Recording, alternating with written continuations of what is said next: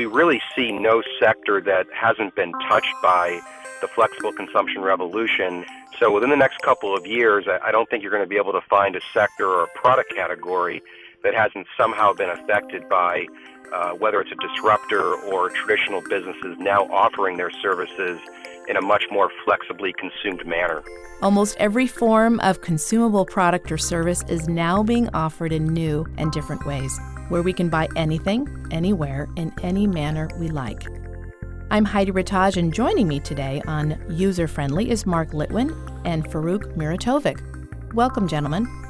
I'd like to give the listeners a quick overview of flexible consumption. Mark?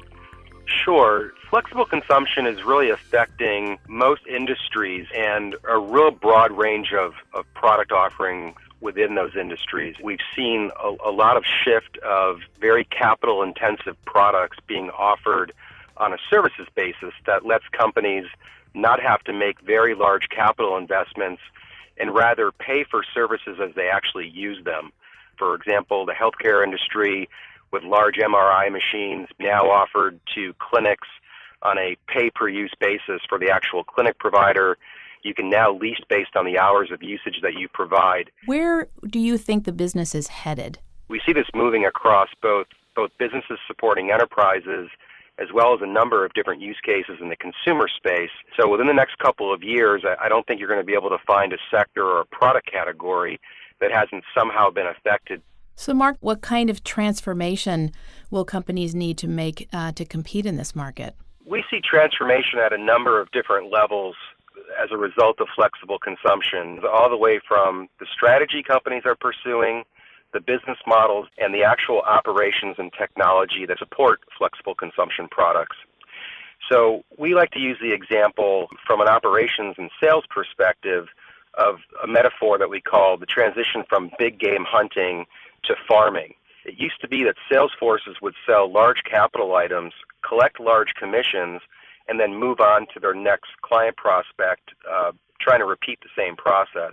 So what we see is now a much more direct correlation between the customer's actual usage of products and the value that they're obtaining and the way that they actually pay for those products. It's much more important that companies are actually working with their customers and monitoring customers' usage of that product.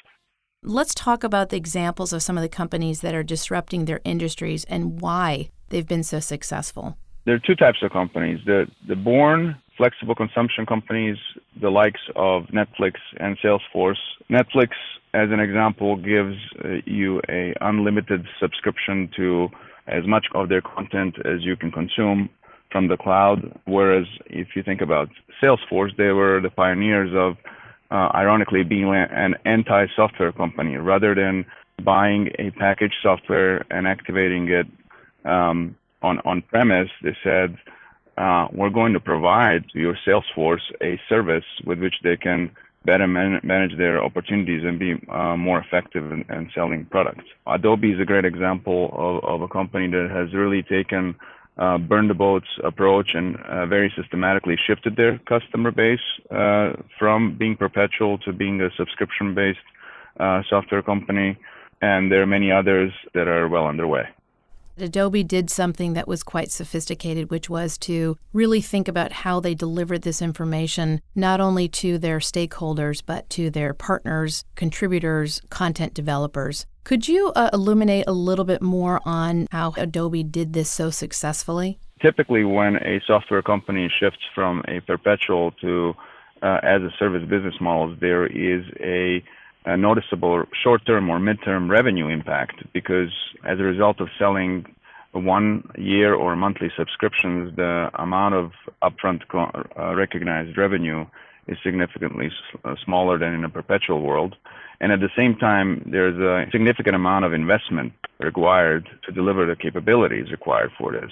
So what they've done really well is educate upfront their financial and analyst community that while the revenue profile is going to change and revenues are going to decline upfront, the recovery and the margin and the amount of opportunity ahead that will be delivered with the new business model is immense. And so while their revenue and margins decline in the short term, the stock price continues to skyrocket during this transition. We've also seen the auto industry experience some huge changes. What are the ways that the automotive industry has changed, Mark? It really started when automotive companies started offering services that probably best described by OnStar, which gave auto companies really their first opportunity to interact directly with their end consumers. So as soon as automotive companies started offering connected vehicle services, it gave them a direct link to their consumers and the ability to provide a lot of different services and to create subscription-based business operations. How we now think about transportation has fundamentally changed. And so you think about Uber, you think about Lyft, other types of services that give you the ability to get from one place to another without car ownership. The automotive companies have very direct relationships with those types of ride-sharing services, and now they're getting into those types of services on their own. So you'll very soon see, and I think in some cases there are examples of automotive companies that will now offer you fractional ownership type opportunities where you can use a car on a per-day basis and no longer have to worry about parking your car, buying insurance for your car, or maintaining your car. So we're really seeing a revolution in the way that consumers think about transportation, and the automotive companies are really having to make a lot of transformational change to be able to compete with a number of these disruptors that have really sort of blown up how we think about getting from one place to another. Yeah, it's an excellent point, Mark. Faruk, how else has flexible consumption changed this area, and what can we expect in the future of mobility? Another thing that's happening is that in terms of infotainment in the car, there's more and more paid services and advanced services that are available on a subscription or usage basis. Interesting offers are emerging already in the market where you can now buy a subscription or call it advanced lease and use several types of vehicle during the course of a year or a month, rather than just be committed to buying a car, a single vehicle, right? So if I'm taking a weekend trip with a extended family, I can drive a large SUV or a minivan, and I can drive Prius if I'm going to work on Monday. I think the maturity of autonomous driving and autonomous vehicles is going to completely revolutionize and introduce limitless number of new subscription and usage-based services, be it autonomous parking of your vehicle, autonomous delivery of your food or packages, and many other services that will introduce additional efficiencies and convenience to the consumers. Mark, what are some of the challenges legacy companies might face within a flexible consumption business model?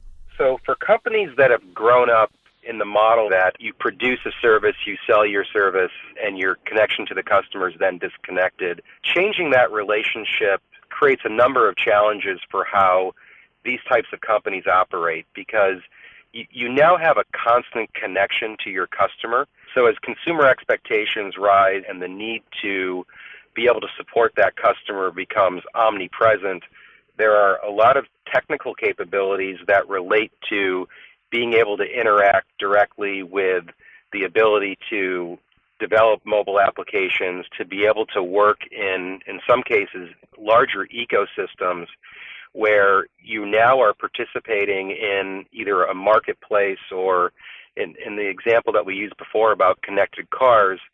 Cities are getting a lot smarter, and so car companies, as an example, are now having to deal directly with a number of municipalities and the various technologies that they're putting in place, and the connected car is now connected to the city to help with things like congestion, for things like optimizing parking, for things like giving consumers new seamless ways of using city services that are based upon being in a mode of transportation and be able to support the consumer desires. I would imagine that there are a number of clients that really don't even know where to start with this new model. Faruk, why is it more difficult than just charging a per-use versus yearly fee? Well, I think it's counterintuitive, and it's partially a reason why some of the companies have taken so long to start their transformation. The traditional transactional business model is basically tailored to a very linear supply chain. You spend 2 to 3 years in R&D, and engineering to develop a great new product. Marketing does their magic to attract the customer and shift into the new version. Sales sells large upfront contracts with and support in any way the customer wants, call them one-off. The product is delivered and support is there on their toes waiting to provide a support as needed. Well, that's all different. We have to have a constant feedback from customer success about the new features that they want. So you need a product platform and your solutions to live on that product platform and iterate quickly on that platform. Sales has to start getting compensated on smaller size deals and not only on upfront contract, but also one on acquisition, but also on a consumption of additional services. And then there's this whole notion of customer success to continuously collect data and from that data derive whether customers are healthy, are they realizing the value that was promised, and if they're not, engaging the right services, the right training, the right other pieces of organization to help them realize their value. Because if they don't, their cost of walking away is very small and they can go to the next vendor. And I think one of the themes that underlies what Faruk described is this concept of experimentation. And so just as the concept of Agile has really taken hold in the technology development world, the same concept applies here, where it's incumbent upon organizations to be able to launch new products, new iterations of products very quickly and at a much lower cost and in a much more flexible manner. But that experimentation necessarily should have a lower cost of failure. With all of these changes in the way the consumer is requesting flexibility, what's the silver lining?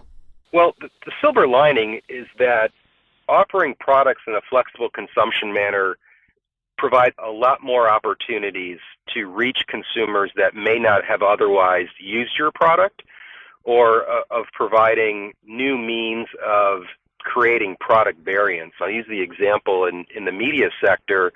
For a product like HBO Go, you no longer need to have a cable subscription. If I'm a big fan of Game of Thrones or Curb Your Enthusiasm, I can pay $9 a month for HBO Go, watch it on any device, and consume exactly what I want to consume at a price point that I think is more fair.